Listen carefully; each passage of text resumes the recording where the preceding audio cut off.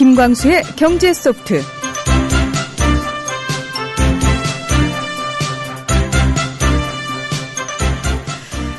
김광수의 경제소프트는 빨간 날이라고 쉬지 않습니다. 매주 목요일 7시면 어김없이 여러분을 찾아오는데요. 오늘도 변함없이 김광수 소장님 나와 계십니다. 안녕하세요. 네, 안녕하세요. 예, 죄송합니다. 쉬는 날 나오시게 해서요. 휴일을 같이 쉬어야 되는 건데. 이거. 저희 청취자들의 열정이 워낙 대단해서요. 예, 소장님 네. 책이 나왔더라고요. 아, 그렇습니다. 예, 경제쇼. 이거 좀 소개를 해주세요. 경제쇼. 아, 예. 나온 지 한 2주 정도 됐죠? 네, 예, 네 아주 따끈따끈한 예, 신간입니다. 이제 한 2년 전부터 이제 제가 춘천 KBS 라디오하고 매주 한 번씩 이제 인터뷰를 합니다. 네. 그 인터뷰한 주제들을 좀 모아가지고 좀 다시 이제 재정리해서 낸 책인데 아마 한 번씩 읽어보시면 여러 가지 경제 현안 문제들에 대해서 새로운 시각과 또 이 문제는 진짜 그 문제의 핵심이 이거였구나, 라는 걸 아마, 이렇게 깨닫게 되시지 않을까. 좋은 책입니다. 많이 봐보십시오. 예. 김광수 지금도 상당히, 예. 그렇죠. 지금도 상당히 한 2주 됐는데. 네. 어떤가요, 반응이? 예, 지금 거의 베스트에 올라왔다라고 이야기를 듣고 있습니다. 네. 김광수 경제연구소 지음, 이코노미쇼, 경제쇼, 경제 현상을 이해하는 불변의 프레임이라는 부제가 붙어 있는데요. 많은 분들이요. 네. 김광수의 경제 소프트 들으면서, 뭔가 텍스트가 좀 있었으면 좋겠다라고 생각을 하세요. 그쵸. 듣는 것도 좋은데 눈으로 네. 볼 수 있으면 더 좋겠다라고 생각을 하셨는데 제가 이 책을 읽어보니까요. 그게 필요하신 분들은 이 책을 보시면 될 것 같아요. 그 책도 도움이 되시는데 네. 경제 소프트의 텍스트라고 하면 경제 시평입니다. 경제 시평. 네. 김광수 경제연구소에서 나오는 경제 시평. 네. 지금 사실 지금 경제 소프트에서 하고 있는 주제들이 다 경제 시평에서 다룬 주제들입니다. 네네. 그래서 경제 시평을 이렇게 같이 보시고 경제 소프트를 들으시면 어마어마한 시너지 효과를 얻으실 겁니다. 네. 특별히 국민TV 청취자 여러분들, 조합원 여러분들이 만약에 경제 시평을 가입하시면 이렇게 보너스를 드릴 용의도 있습니다. 네. 자, 필요하신 분들 김광수 경제연구소 홈페이지로 찾아가셔서 네. 국민TV 조합원입니다. 김광수의 경제소프트 애청자입니다라고 네. 꼭 밝혀주시고요. 하시면 네. 저희 연구소에 이제 경제 시평이 부동산 보고서도 발간을 하는데 부동산 보고서 3만 원어치를 무료로 더 이렇게 드릴 수 있습니다. 예, 많은 분들. 국민TV 청취자분에 한해서 반드시 밝히셔야 돼요, 본인의 신분을. 네, 많은 분들 참 좋아할 만한 반가운 소식이 아니었나 싶고요. 자, 그렇다면 오늘 굳이 홈페이지까지 가지 않고 저희가 회원 가입을 하지 않아도 귀만 쫑긋 열어놓으시면 또 들을 수 있는 시간이잖아요. 네. 네. 광고 듣고 본격적으로 시작해 보겠습니다. 네. 여러분께서는 국민TV 라디오 김광수의 경제소프트에 오셨습니다. 먼저 한 주간 일어난 경제 뉴스를 알아보는 시간인데요. 우리 길경식 연구이사님, 안녕하세요. 네, 안녕하세요. 예.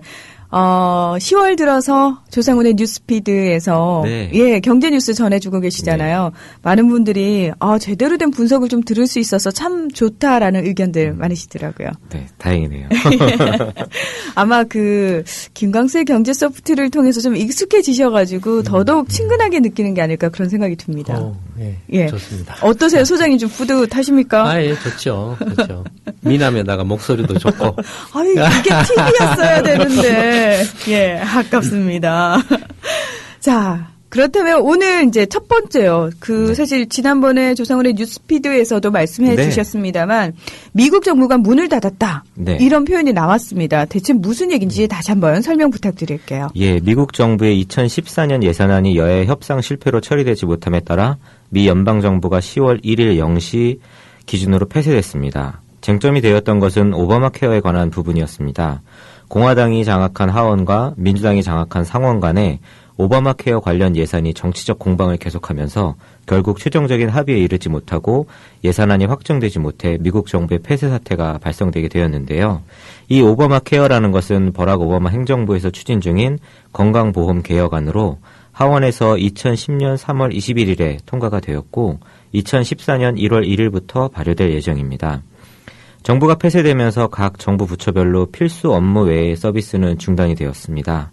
그리고 중단 업무 관련 공무원들은 무급 휴가 상태에 놓이게 되었고요. 현재 80만 명 정도의 공무원이 무급 휴가로 분류된 것으로 보여집니다. 국방과 치안, 검역, 항공관제 등 핵심 서비스는 대부분 큰 영향을 받고 있지 않지만 핵심 서비스에 해당되지 않는 정부 서비스는 모두 정지되어 국민들에게 큰 불편을 초래할 뿐만 아니라 경제에도 악영향을 미칠 것으로 보여집니다.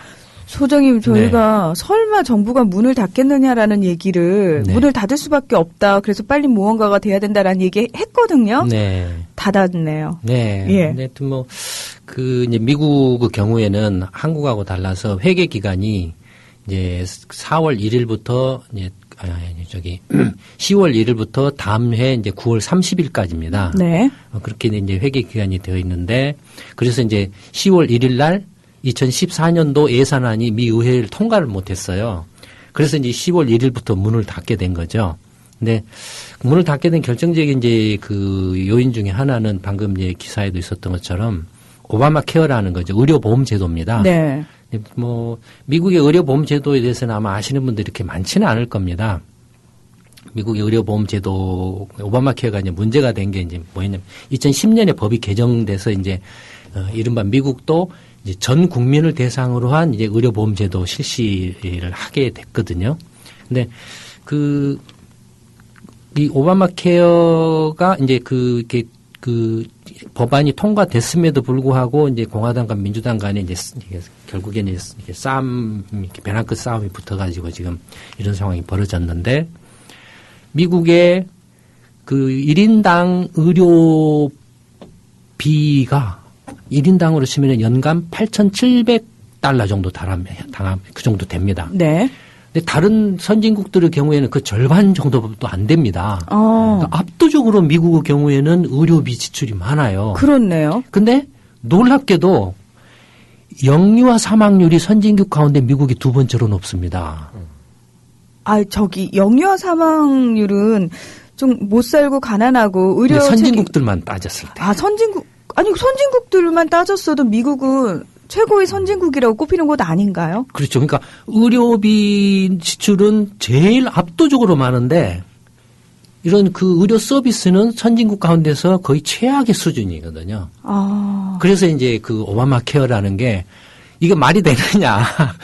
이거 좀 근본적으로 좀 고쳐야 된다. 의료 개혁을 해야 된다라고 해서 이제 그 의료 개혁을 제대로 하면은 거기에서 이제 비용이 많이 이제 절감이 될 거 아니겠습니까? 네네. 그 절감된 비용으로 이제 의료 혜택을 못 받은 국민들이 또 전체 미국 국민의 한 15%가량 이제 사람 수로 치면은 한 4,500만 명이 사각지대에 있었어요.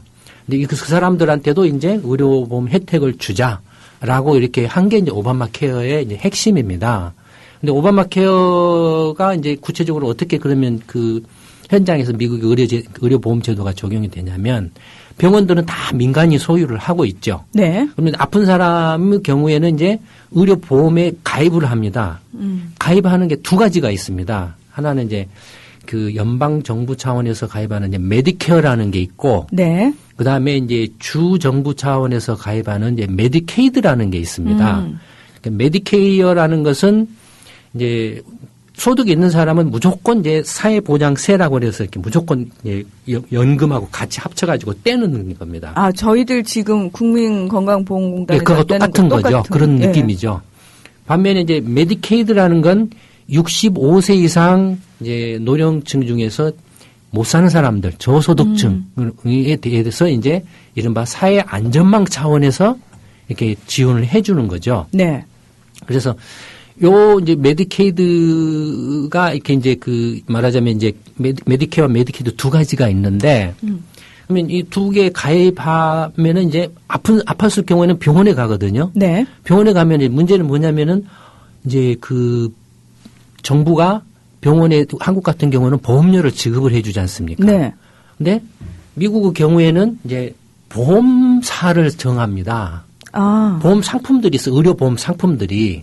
그러면 거기에 가입을 하면 미국 연방정부나 주정부가 그 보험사 이제 가입을 해서 보험료를 이렇게 내면은 그래서 병원에 가서 치료를 하면은 보험비 청구가 오면은 그것을 대신 연방정부나 주정부가 내주는 거죠. 네. 그러니까 중요한 건 이제 보험사들의 보험 상품이 어떠냐가 중요한 거죠. 네. 그렇고 일단은 개인이 그 보험료는 내야 되는 거군요. 그렇죠. 그러니까 내는 이제 소득이 되는 사람은 내고. 그렇죠. 소득이 되지 않는 사람들의 경우에는 이제 그냥 그 세금으로 이렇게 대신 내주고 하는 이제 그런 이제 구조죠. 근데 문제는 그 보험사들의 보험 상품을 이제 오바마 케어에서 인터넷에다가 전부 이제 비교 가능하도록 공개를 해가지고 그래서 보험사들이 사기로 많이 이렇게 보험료만 이렇게 갈취하고 보험비는 적게 내고 병원 진료를 이렇게 제대로 못 받게 하고 하는 식으로 하는 걸 이제 막는 조치를 취했죠. 네네. 그러면 오바마 케어는 그가 시행되면 누가 제일로 피를 보겠습니까?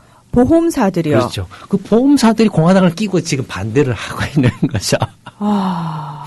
이 지금 그 문제가 요건 나중에 또 그 기회가 되면 한번 미국의 의료보험 제도에 대해서 이렇게 자세하게 한번 또 설명을 이렇게 해보도록 하겠습니다. 네.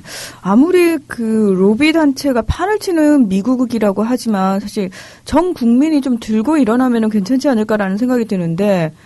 미국은 예. 맹장 수술하면 1억 원이에요. 보험 안 들면. 맹장 수술하는데. 네. 그러니까 어마어마한 의료 수가가 비쌉니다. 그게 지금 다 영리법인으로 바뀌어서 그런가요? 아니요. 그렇지는 않고 이제 네. 그 병원 자체는 이제 민간 소유가 대부분이죠. 네. 한국도 사실은 병원들은 다 개인 소유죠. 그렇죠. 근데 보험료를 이제 병원 아파서 치료를 받을 때 병원비를 누가 얼마만큼 부담하느냐라고 따졌을 때 이런 이제 그 연방 정부나 주 정부가 이렇게 내주는 공적 보험료 그 비중이 한 60% 됩니다.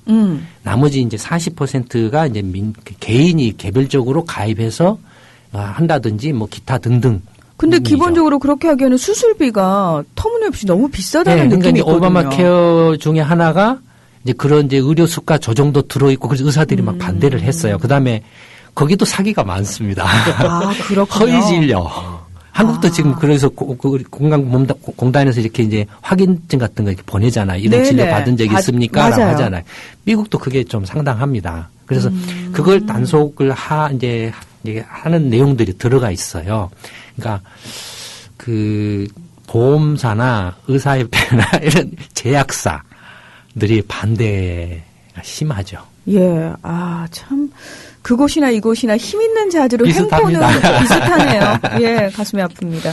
자, 이번에는 일본 소식인데요. 일본이 소비세율 인상 문제를 예정대로 진행을 하기로 했다. 이런 소식이 들려오더라고요. 네, 아베 총리는 지난 1일에 총리 관저에서 열린 정부 여당 정책 간담회에서 새로운 경제 대책에 의해 일본 경제를 성장 궤도에 회복시키는 것이 가능하다면서 국가의 신뢰를 유지하고 지속 가능한 사회 보장 제도를 다음 세대에게 물려주기 위해서 소비세율을 예정대로 내년 4월에 인상하겠다고 밝혔습니다.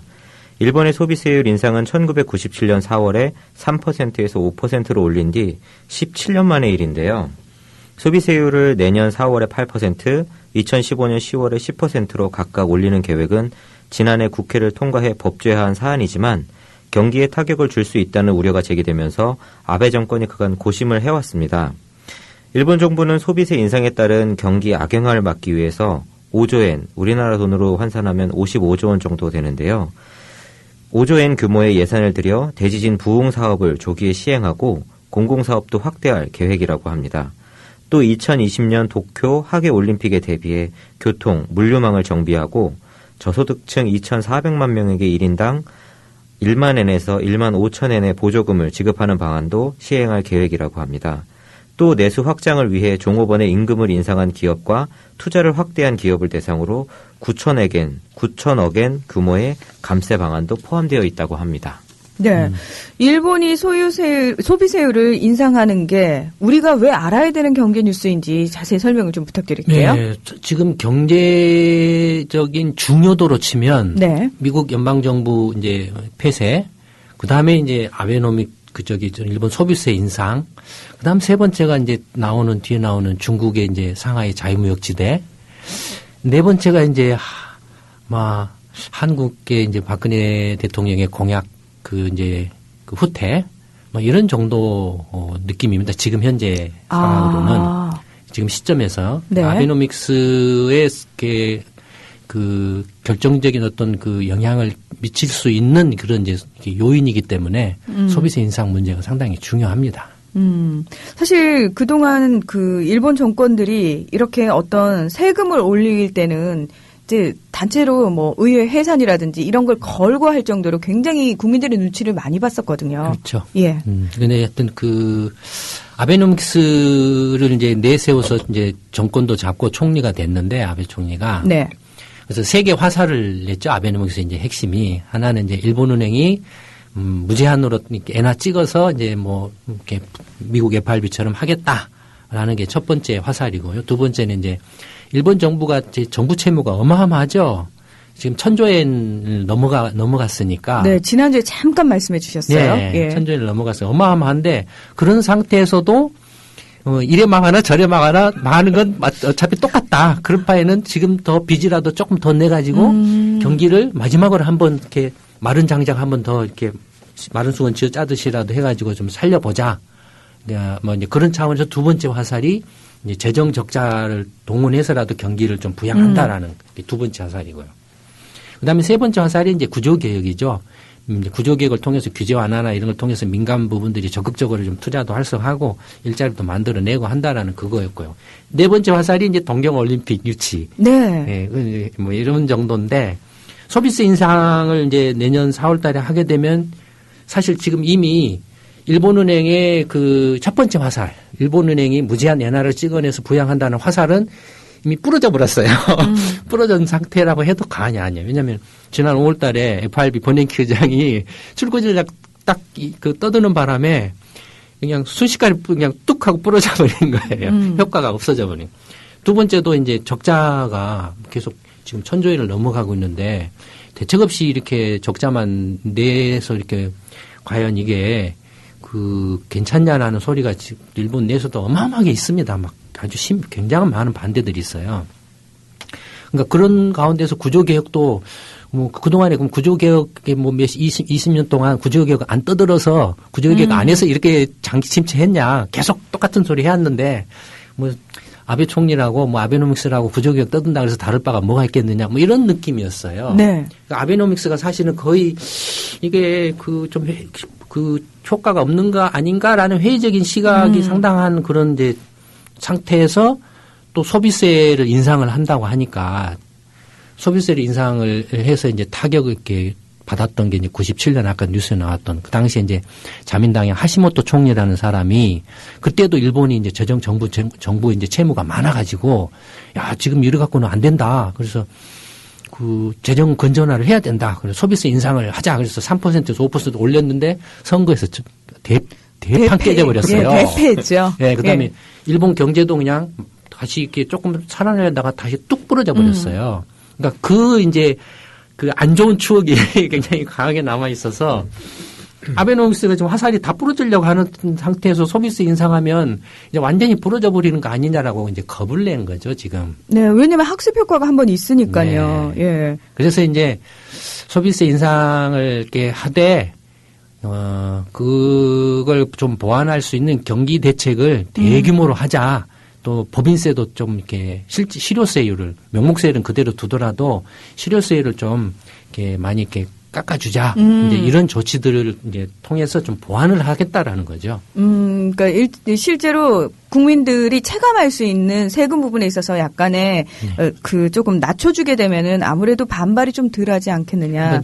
그러니까 반발도 이제 덜할 뿐만 아니라 경기가 다시 이렇게 가라앉아버리면 주저앉아버리면 안 된다라는 거죠. 그러니까. 근데요.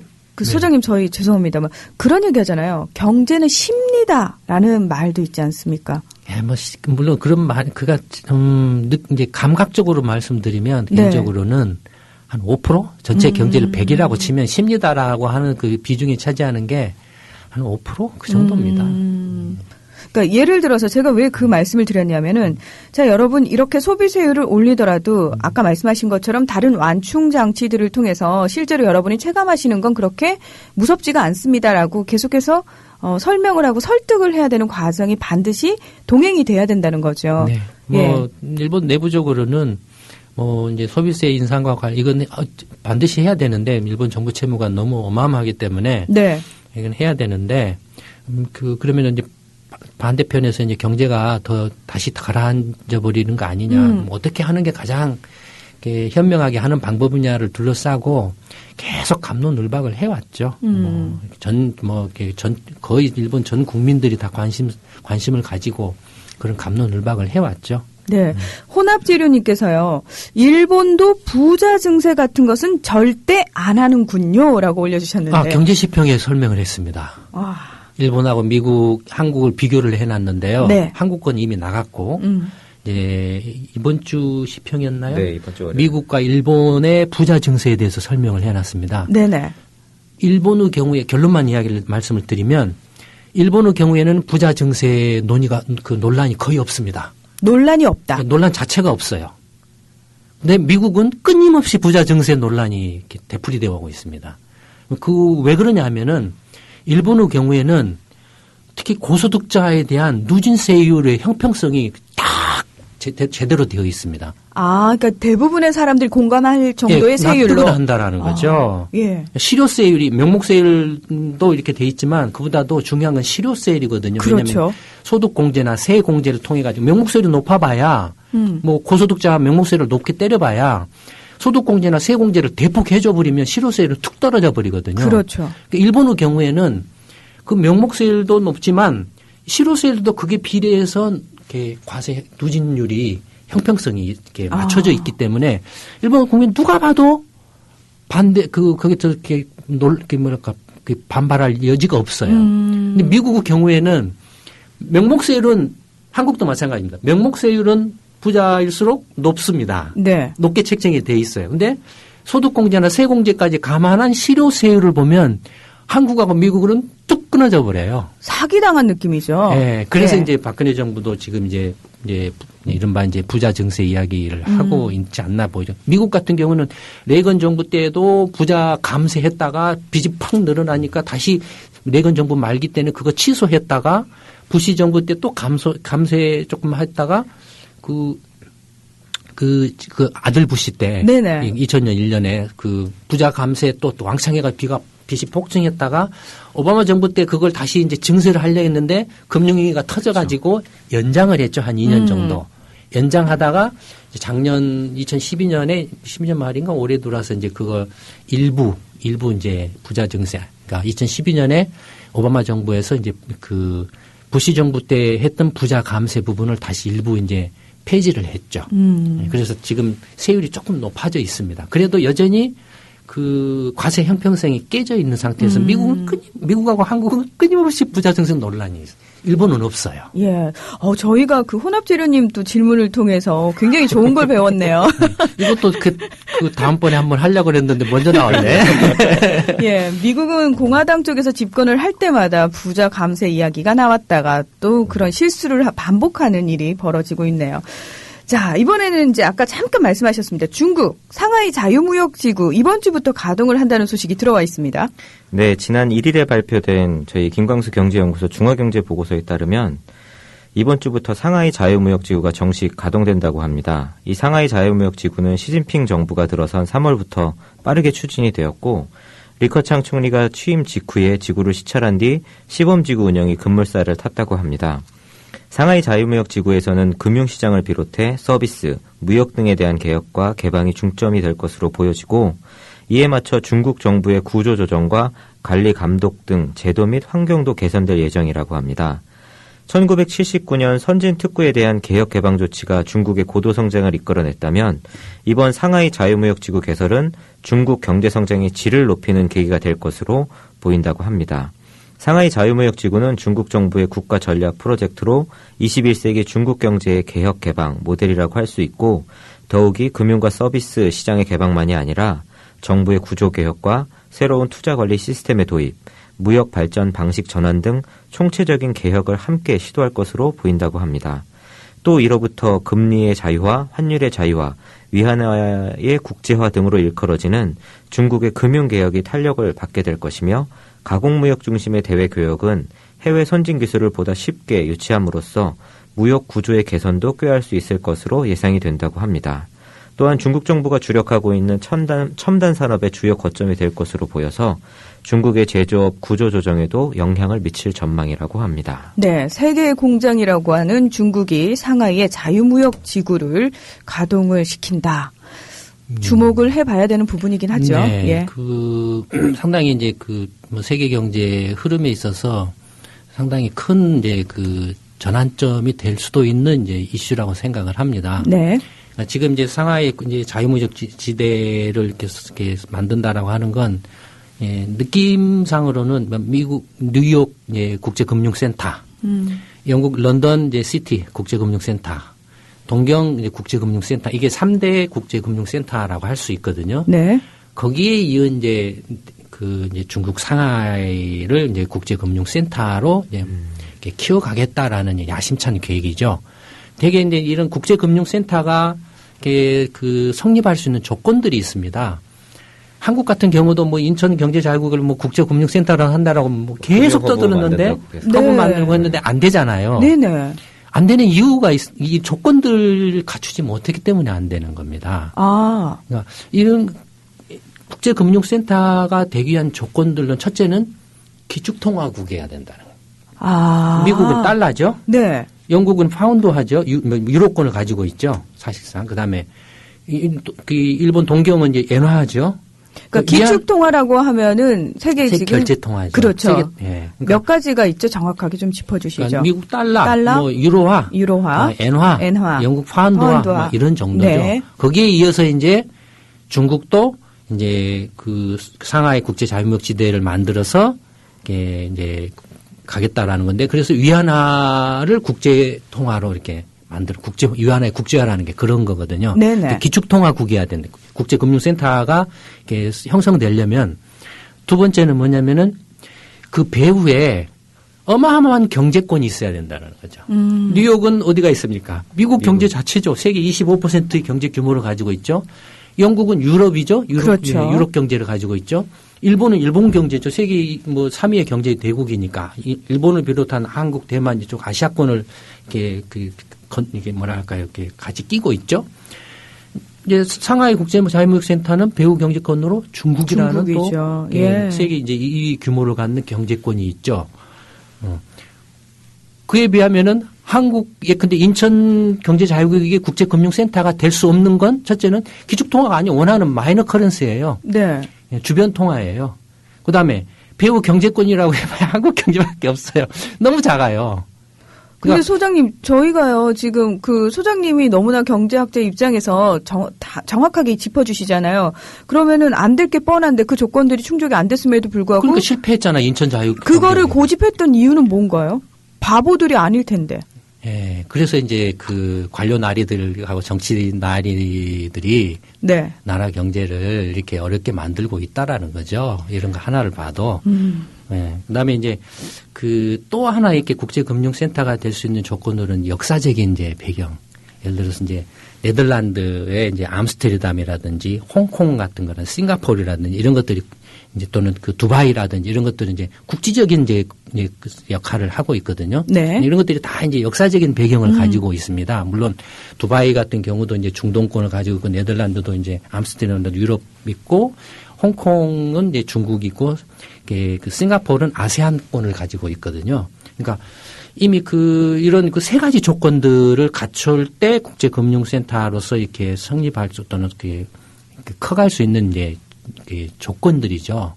그러니까 그런 점에서 보면은 지금 상하이 국제자유무역지대는 지금 그런 걸 염두에 두고서 이제 그와 맞물려서 중국 자체의 경제개혁의 하나의 돌파구로서 삼겠다라는 그런 의도가 담겨 있지 않나라고 이렇게 보여집니다. 네. 근데 사실 중국이 기존에 있는 국제금융센터하고 차별화되는 게 있잖아요. 차이점이 있지 않습니까? 아직까지도 네. 국가의 집중적인 계획 경제 안에 있는 상황이고 네. 현재 중국 내 경제를 살펴봐도 민간 전체가 다 부패가 됐기 때문에 질적인 측면에 있어서 굉장히 떨어진다라는 거죠. 네, 이제 시작하는 단계니까 네. 이제 그걸 이렇게 계기로 해서 이른바 이제 서구 선진국의 이제 자본주의 시장 경제의 틀을 이제 본격적으로 이제 제대로 질적인 면에서 갖춰 가겠다라는 이제 그런 이제 의도인 것 같아요. 그 충돌이 일어나지 않을까라는 생각이. 당연히 이제 뭐 내부적으로 그런 많은 이제 뭐 어려움이나 혼란들이 있겠죠. 이제 시작 단계니까. 네. 그러나 경제 규모로는 이미 지금 미국 경제 3분의 1 됐는데 아마 미국 경제의 절반 정도까지 가면은 뭐 중국이 원하든 원치 않든 위안화가 국제 그 기축통화로서 역할을 할 수밖에 없게 될 겁니다. 그래서 그때 가서 막 허둥지둥 뒤늦게 막 이렇게 뭘 하겠다라고 하면 좀 더 혼란이 커지고, 그래서 이미 중국도 이런저런 것들을 다 이미 읽고서 이런 것들을 이제 하나씩 이렇게 준비를 해가고 있는 걸로 보여집니다. 네. 어떻게 보면 상당히 대국다운 그런 계획적인 그런 국가 운영이라고 봐야죠. 네. 그러니까 사실은 중국이 굉장히 그러니까 생각을 많이 해서 발걸음을 좀 제대로 내딛고 있구나라는 느낌을 받게 되는 것 같습니다. 그런 면도 있죠. 예. 우리나라에서는요, 반면에 계속 이 기초연금과 관련해서 논란이 이어지고 있습니다. 정부가 기어이 입법 예고를 했다고요? 네. 정부는 내년 이제 7월부터 65세 이상 노인의 70%에 대해 최대 20만 원을 지급하는 기초연금 계획을 입법 예고하고 공식 여론 수렴 절차에 착수했습니다. 이번 기초연금법 제정안은 이미 공개된 내용과 거의 동일하지만 당초 발표와 달리 최소 연금액을 정부의 재량권으로 남겨놓았습니다. 그리고 공무원 연금과 군인 연금 수령자는 기초연금 대상에서 아예 배제를 하였고요. 해외 거주 기간이 60일 이상이면 기초연금을 받을 수 없도록 그 기초노령연금에 비해서 국내 거주 요건을 강화했습니다. 또 그 재원과 관련해서는 국민연금 기금을 끌어쓰지 못한다는 내용을 못 박았고요. 네. 재원 조달은 현행 기초노령연금과 마찬가지로 각 지방자치단체 형편에 따라서 국비와 지방비의 분담 비율을 차등하게끔 했습니다. 네. 자, 이제 차근차근 설명을 좀 해 주셔야 될 것 같습니다. 이것도 경제시평에서 다루는 내용인데. 예.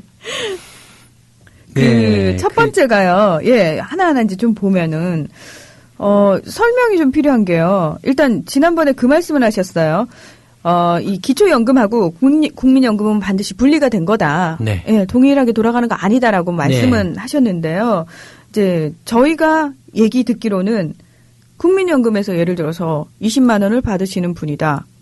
그러면은 기초연금은 아예 못 받으시는 거잖아요. 그렇지는 않고요. 네. 네. 먼저 이제 그 기초연금과 국민연금이 어떻게 다른가를 먼저 조금 이렇게 정확하게 이해하실 필요가 있을 것 같습니다. 네네. 이제 기초연금은 자기가 생활 능력이 안 돼 가지고 못 사는 이제 저소득 계층, 저소득층의 이제 그 65세 이상 이제 노인분들 가운데 자력으로 이렇게 자기 생계를 유지할 수 있는 능력이 안 되는 저소득의 노인 계층에 대해서 국가가 또는 정부가 국민들한테서 십실반으로 세금을 걷어가지고 그걸 지원을 해주는 사회 안전망입니다. 그러니까 기초연금이라는 것이요. 네, 기초연금이. 예. 그러니까 사회 안전망. 예컨대 뭐 장애인이라든지 미성년자라든지 이런 그 자기 힘으로 생계 능력이 없는 사람들의 경우에는 이렇게 지원을 해서 서포트를 해줘야 되잖아요. 네. 보조를 해줘야 되잖아요. 그러니까 그 경우는 다 세금을 걷어가지고 그 세금으로서 지원을 해주는 겁니다. 반면에 그러니까 기초연금은 그거죠. 국민연금은 20대, 30대, 40대, 50대 이렇게 젊은 세대부터 나이 드신 분까지 현재 경제적인 활동을 하면서 소득을 이렇게 내고 있는 사람들이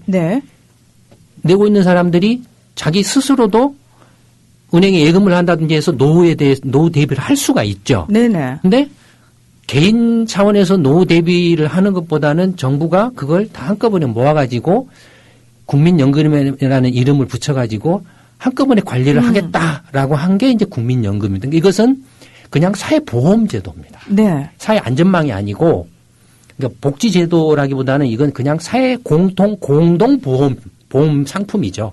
개인이 할 수도 있는데, 개인이 은행이나 뭐 이렇게 연금 상품에 가입해서 자기 스스로 노후에 대비를 할 수도 있는데, 그걸 정부가 강제로 한꺼번에 모아가지고 공적 보험, 연금보험이라는 국민연금이라는 이름을 붙여서 하는 보험 상품이죠. 네. 그러니까 기초연금은 국민연금이 완전히 다르죠. 네.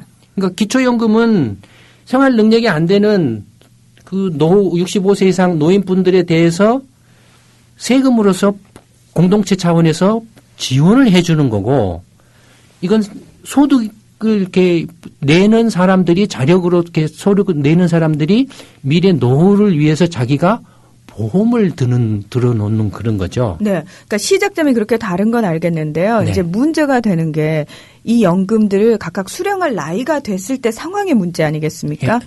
그래서 첫 번째가 이제 네. 거기서 오는 혼란이 있습니다. 네. 첫 번째가 뭐냐면 기초연금을 하는데 왜 국민연금 돈을 갖다 쓰느냐라는 반발이 있어요. 그러니까 원래 박근혜 정부 출범하기 전에 인수위에서 기초연금 재원이 이렇게 상당하니까 그 국민연금 돈을 갖다가 쓰겠다라고 이렇게 했다가 된통 또 반발을 받아가지고 이렇게 취소한 적이 있죠. 네. 그러니까 국민연금은 그냥 개인이 자기가 그 노후를 위해서 저축을 한 것이나 마찬가지인데 그 돈을 정부가 임의적으로 떼어가지고 가서 기초연금을 준다라는 건 말이 안 되죠. 그렇죠. 그러니까 국민연금으로서의 재원으로서 기금 돈으로 기초연금을 지원할 수 있게 하는 것이 아니다라는 거예요. 첫 번째는. 네네. 이거는 이제 아까 말씀을 해 주셨어요. 네. 확실하게. 그 부분은 국민연금 기금은 끌어다 쓰지 못한다. 네. 예, 확실하게. 그게 이제 확실하고. 네. 이제 두 번째는 그러면 국민연금하고 연계한다라고 말을 했어요. 네, 연계. 예. 이게 무슨 이야기냐면 국민연금 제도를 본격적으로 시행한 것은 전 국민을 대상으로 시행한 것은 1999년인가 그렇죠. 외환위기 이후에 했죠. 그러면은 그때부터 이제 지금까지 그 국민연금을 쭉 이렇게 전 국민을 대상으로 해왔는데 지금은 65세 되시는 분들이 15년 정도 지났죠. 네. 65세 되시는 분들이 그러면 언제 국민연금에 가입을 했겠느냐는 거예요. 대부분이 15년 전인 99년에 가입을 하셨을 거라는 거죠. 그렇죠. 그러면 한 50세쯤에 가입을 이렇게 했다라는 거죠. 네. 그러면 50세에 가입을 해서 15년 동안이 아니라 대개 이제 60세까지 연금을 내니까 10년 동안 이렇게 붙거나 대부분은 연금 가입을 안 했어요. 예. 50세 맞아요. 이상 경우에는. 맞아요. 예. 그러니까 이분들이 이제 그 10년 이상 연금에 가입을 해야 연금을 받을 수가 있는데 안 되니까 특례 조항으로 이 경우에는 연금 제도가 이제 그때 도입이 됐기 때문에 특별히 이제 10년이 안 된 분들에 한해서도 연금 혜택을 받을 수 있게 해 드린 거고, 그 다음에 또 하나는 이제 이때 가입하지 않은 분들 가운데 자기 그 소득이 그 낮아서 저소득 계층으로 자기 생활이 안 되는 노인분들에 대해서는 어떻게 하느냐 해가지고 그때 이제 그 노무현 정부 때 김대중 정부 때 노무현 정부 때 막 갑론을박을 하다가 노무현 정부 말기에 법안이 통과가 됐습니다. 네. 2007년에. 그게 뭐냐면은 기초노령연금이라는 겁니다. 기초노령연금이라는 게 통과가 돼서 2008년부터 이제 실시를 했어요. 그러니까 국민연금에 가입도 못하고 그다음에 자기 생활 능력도 없는 노후 65세 이상 된 분들 가운데 생활 능력이 없는 분들에 한해서 월에 한 10만 원 가까이 한 사람. 부부 경우는 한 15만 원 정도 그냥 이렇게 드리는 걸로. 네. 그게 이제 기초노령연금이에요. 근데 이걸 또 처음에 할 때는 국민연금을 돈으로 하느냐 마느냐 말들이 많았었던 것 같아요. 네. 근데 말이 많아서 그것도 이제 이건 역시 복지적인 차원에서 이렇게 해주는 거기 때문에 이건 정부 재정에서 예, 돈을 대주는 걸로. 그러니까 말씀하신 것처럼 사회 안전망이기 그렇죠. 때문에. 그렇죠. 사회 안전망이기 때문에 네. 정부 예산에서 이제 이제 지원을 하는 걸로 결정이 났죠. 네. 그래서 지금 현재 한 400만 명 가까이의 65세 이상 노인분들이 이 혜택을 받고 있는데 이 예산이 한 4조 원 정도 들어갑니다. 네. 그 중에 이제 국비가 한 75%, 지방비가 25% 이렇게 나눠서 이제 들어갑니다. 그러니까 뭐 정부가 이제 한 3조 원 조금 넘고 각 지자체가 1조 원 조금 안 되는 돈을 내서 지금 이제 뭐 10만 원 정도, 15만 원 정도를 이렇게 지금 기초노령연금이라고 드렸죠. 네. 근데 박근혜 대통령이 작년 대선 공약 때 이 10만 원을 20만 원으로 올리겠습니다라고 공약을 했습니다. 그리고 거기에 플러스 저소득층뿐만이 아니라 65세 이상 되는 모든 노인분들에게 모조리 다 20만 원씩 지급을 하겠습니다라고 오바 공약을 했어요. 네. 그럼 재벌원한테도 20만 원을 줘야 되느냐.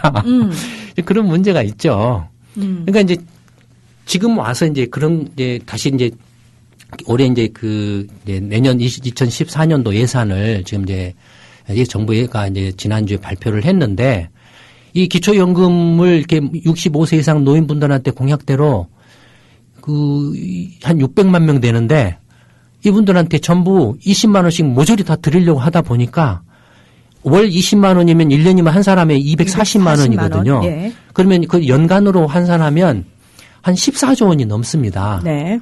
그러니까 돈이 어마어마하게 들어가는 거에 따라서 생각을 하는 거예요. 감당이 안 된다라고 본 거예요. 그래서 이제 이거 안 되겠다. 이거 좀 공약을 좀 이렇게 후퇴시켜야 되겠다라고 이제 이렇게 한 거죠.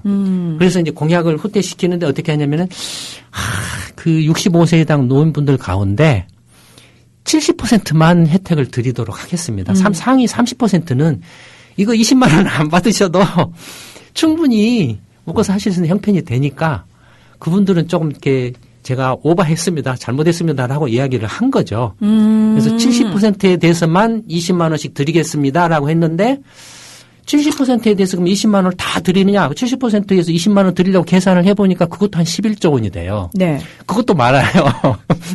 그것도 많아가지고 이거 그다음에 또 형평성의 문제가 있습니다. 아까 말씀드린 것처럼 이제 99년에 연금에 가입하신 분 가운데 한 달에 연금 수령액이 20만 원이 안 되는 사람이 태반이에요, 지금. 지금 현재 평균 연금 수령액이 1인당 평균 연금 수령액이 30만 원입니다. 그러니까 태반이 지금 20만 원이 안 되는 사람들이에요. 그러니까 뭐 그런 사람들 연금을 낸 사람은 20만 원도 못 받고 연금 안 되는 사람은 20만 원을 받고 네. 이제 이런 형평성의 문제가 생기죠.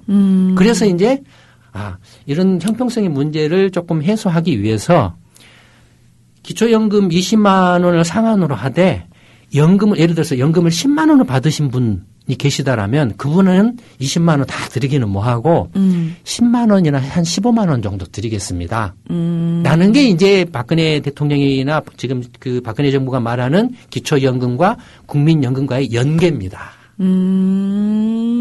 그게. 그러니까 지금 이제 기초노령연금을 기반으로 깔고 있기 때문에 이건 이제 기초연금으로 이제 바꿔버렸기 때문에 네네. 기본적으로는 무조건 하고 10만 원씩은 다 줘요. 네. 기본적으로 최소 10만 원씩은 주는데 국민연금 받으시는 분 가운데서 이렇게 형평성의 문제에 걸리시는 분들에 한해서는 조금 그 기초연금하고 이렇게 서로 이렇게 가늠해서 맞춰서 드리겠습니다라고 이렇게 이제 했는데 그게 이제 대충 맞춰서 이렇게 한다라고 했을 때 대충 한 그 예산이 9조 원 정도 이제 전체 600만 명을 기준으로 했을 때 600만 명을 기준으로 해서 이제 아까 말씀드린 거 70%만 이렇게 하고 그다음에 70%에서 또 이렇게 이제 조금 조정 70% 했을 때게 조정했을 때 한 9조 원 정도. 그런데 지금 현재 아까 말씀드린 그 기초노령금에서 4조 원 이미 주고 있다고 그랬죠. 네. 그러니까 이미 이건 나가고 있는 거니까 추가로 더 소요되는 게 한 5조 원 정도가 이제 필요하죠. 근데 문제는 여기서 끝나는 게 아닙니다. 박근혜 대통령이 두 가지가 있습니다. 하나는 기획재정부가 지난주에 2014년도 정부 예산안 557조 원 정도 규모의 예산안을 발표를 했는데 기초연금은 조금 이렇게 제가 이렇게 오버해서 말했습니다. 대선 때 죄송합니다. 이거 조금 이렇게 줄이겠습니다라고 했는데 그것만 줄인 게 아닙니다. 사실 박근혜 대통령의 내선 공약의 핵심이 뭐냐면 국민행복 공약이었거든요. 네. 그 국민행복 공약 중에 대표적인 게 이 기초연금이었고 그다음에 무상보육, 그다음에 고등학교 무상교육, 그다음에 대학 등록금 반값이었습니다. 네, 반값 등록금. 네, 그다음에 서민주거복지, 국민행복주택이라 포함한 서민주거복지 이게 핵심이었습니다. 네네. 근데 2014년 예산안에 기초연금 축소하겠습니다. 뭐 그것까지 좋다 이거예요. 그건 충분히 납득할 수 있는 대목이 있다 이거예요. 부분들이 있다 이거예요. 이게 납득할 수 있다. 근데 고등학교 무상 교육 예산을 전혀 안 잡았어요. 그 기초연금에 대해서만 국민들이 갑론을박을 하고 있는 사이 같이 내걸었던 공약들도 지금 다 일제히 후퇴를 해버린 거군요. 네. 그다음에 대학 등록금 반값 이야기도 지금 예산이 명시적인 예산이 없어요. 전혀 얘기 안 됐습니다. 없어요. 예. 그다음에 무상보육에 관한 이야기도 명시적인 이야기가 없어요. 그래서 서울시 박원순 시장님하고 싸움이 붙었죠. 예. 국민행복 현재 4월달, 5월달, 6월달에 기획재정부나 각 부처들이 박근혜 정부의 이제 향 5년 동안에 추진할 정책들에 대해서 이렇게 하겠습니다라고 할 때는 다 그 꼭지들이 있었습니다. 네. 무상보육 하겠습니다. 무상교육 실시하겠습니다. 반값 등록금 하겠습니다. 서민주거복지 하겠습니다. 했어요. 근데 이번에 낸 정부 예산안에는 그런 꼭지들이 명시적으로 없습니다. 아예 사라졌고. 예. 고등학교 그 무상 등록금은 아예 예산 자체가 안 잡혔고 대학 반값 등록금도 그 예산 자체가 그 명시적으로 안 잡히고 그냥 장학금을 조금 늘리겠습니다라는 식으로 돼 있고 그다음에 세 번째한테는 등록금을 이제 면제해 주겠습니다. 근데 지금 현재 대학 재학 중에 세 번째가 거의 없어요. 네. 그러니까 뭐 심하게 말하면 장난하냐? 네. 이런 느낌이죠. 농락당한 느낌인데요. 네. 그러니까 예. 그런 식으로 지금 그 2014년도 예산안을 짰다라는 게 첫 번째 문제고 두 번째는 대통령이 이제 기자회견이 아닌데 이제 청와대에서 이렇게 이제 이야기하면서 기초연금을 이제 65세 이상 노인분들에게 이렇게 다 지급을 이렇게 하다 보면 공약들을 하다 보면 2040년까지 해서 2040년에 뭐 150 몇 조 원의 그 예산이 들어갑니다라고 이야기를 했어요. 네. 근데 실제로 이제 지금 65세 이상 노인이 한 30만 명 정도 되는데 2040년 되면 한 1,600만 명 정도로 이렇게 예상이 됩니다. 그럼 1,600만 명에 대해서 20만 원씩 다 준다라고 하면은 40조 원 정도 돼요. 그러니까 150 몇 조 원이라는 수치가 어디서 나왔는지 저는 알 도리가 없어요. 그러니까 40조 원이 되고 그다음에 물론 이제 이렇게 여유가 있는 분들한테 20만 원 의미가 없는데 줄 필요는 없죠. 그러니까 충분히 동의는 하는데